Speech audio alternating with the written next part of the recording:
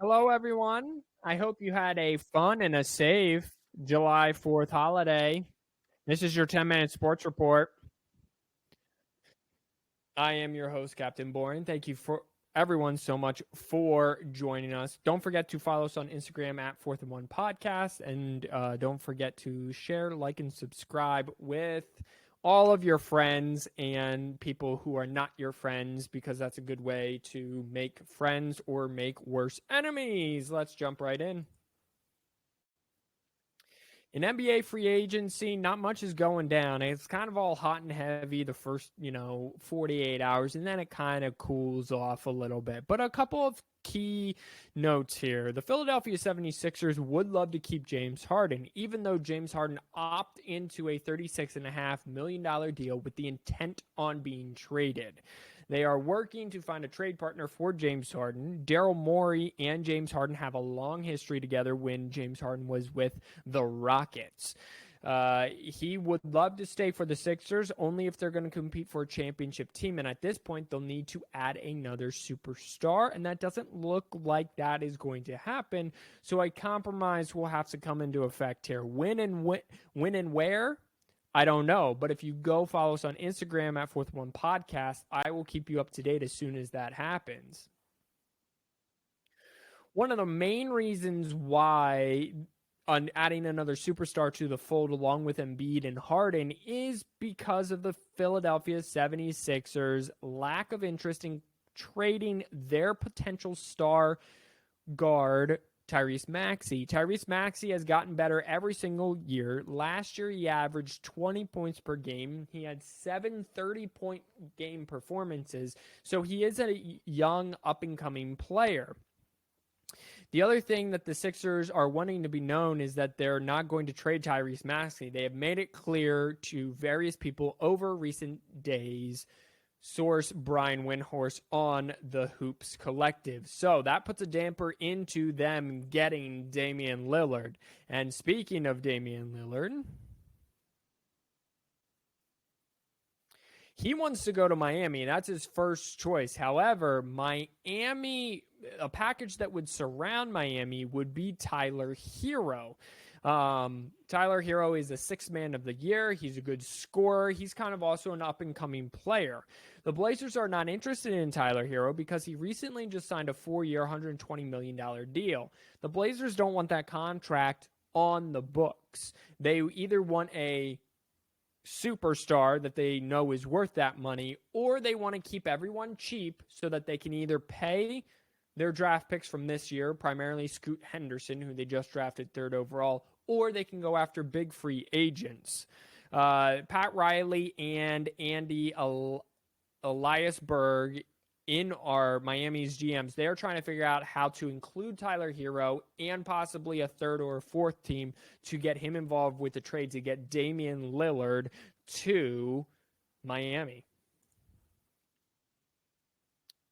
Now let's switch over to some MLB news very quickly. I just want to keep everyone up to date on a player that is just absolutely fantastic. His name is Shohei Ohtani. He plays for the Los Angeles Lakers. He might be a free agent this coming offseason, or he might be dealt before the deadline, depending on how the Angels are looking towards the trade deadline at the end of July.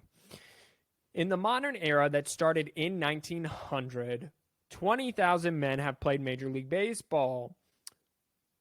Over that time, there have been well over 1 million individual months of baseball played.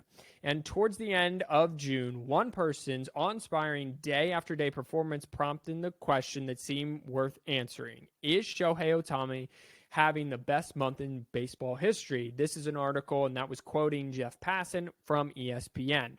Let me just give you some stats, and then I'm going to jump in to the lowest salary teams in baseball.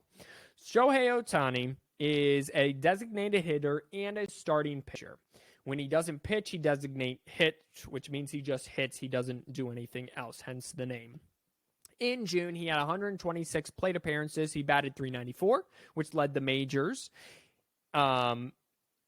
and led the majors in on-base percentage at 492. He led the majors in slugging percentage at 952. He led the majors in OPS at 1.44. He led the majors in home runs 15, RBIs 29, extra base hits 25, and total bases in 99.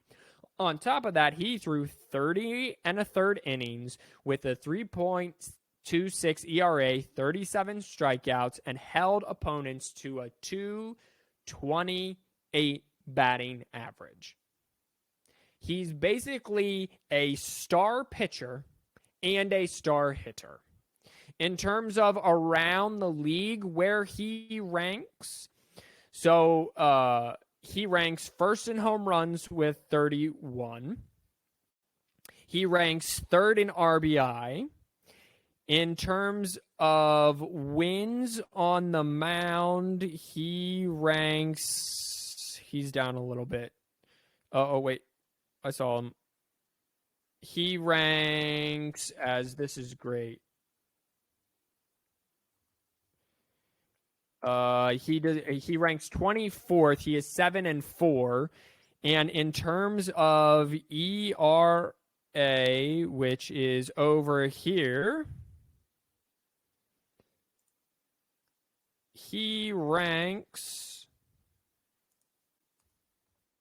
Oh, my goodness. He ranks 22nd in the ERA. So he is a top 25 pitcher in the Major League Baseball, and he is the top hitter in Major League Baseball. Not even Babe Ruth can do that. So I'm going to keep you updated on how Shohei is doing. Last year, he was the starting pitcher of the All-Star game for the AL, and he led off for the AL, something that had never been done before. Let's keep that baseball groove going. So the Pittsburgh Pirates, after a 4-game winning streak, went on a 3-game losing streak. They lost to the Brewers 11-8, 6-3. Then they lost to the Dodgers 5-2, and then they beat the Dodgers 9-7. They are 6.5 games back of the Cincinnati Reds for first place in the NL Central, and they are 5 games under 500. My sound bites are broken, so let's just go over to the Cincinnati Reds, who are on a 3-game winning streak. They went on a 3-game winning streak. They beat the Orioles twice. They beat the Padres once, then lost to the Padres, then beat the Padres again, and the Nationals twice. So they are 6 winners of 6 of their last 7, 3-game winning streak. They are 8 games above 500, and they lead the NL Central by 1 game over the Milwaukee Brewers. Meanwhile, the Orioles are kind of up and down here. So they were on a 4-game losing streak to a combination of the Reds and the Twins. Then they beat the Twins once 2-1. Then they lost to the Yankees 6-3 and 8-4 in the most recent days. They sit 14 games above 500 and 6 games back of the Tampa Bay Rays. Speaking of the Tampa Bay Rays, they beat the Seattle Mariners 15-4, and then they've lost 3 straight. They lost to the Mariners 8-3, 7-6, and the Phillies 3-1. They are on a 3-game losing streak. However, record-wise, they are still one of the top teams in all of baseball. Speaking of top teams in all of baseball, let's take a look. The Rays still lead the American League East, the Twins lead the American League Central, and the Rangers lead the American League West. The Atlanta Braves have caught the Tampa Bay Rays' 4th-best record and passed them in all of baseball. They lead the National League East, the Reds lead the Central, and the Diamondbacks lead the West. A quick check on the wild card standings. The Orioles, the Astros, the Yankees lead the American League wild card, with the Blue Jays, the Angels, and the Red Sox all within 5 games. The National League wild card is very interesting. So right now, the Miami Marlins and the Dodgers would all make the playoffs. There is now a tie for that 3rd wild card between the Phillies, the Giants, and the Brewers, all at 46 and 40. So I do have no sound bites anymore, but that'll do it for me today. Thank you, everyone, so much for listening. I am your host, Captain Boring. Hopefully come back on Friday. I will have a brand new episode. Until then, wash your hands, you filthy animals. God bless you, and peace out as my voice drifts away into the peace of nothingness. Goodbye.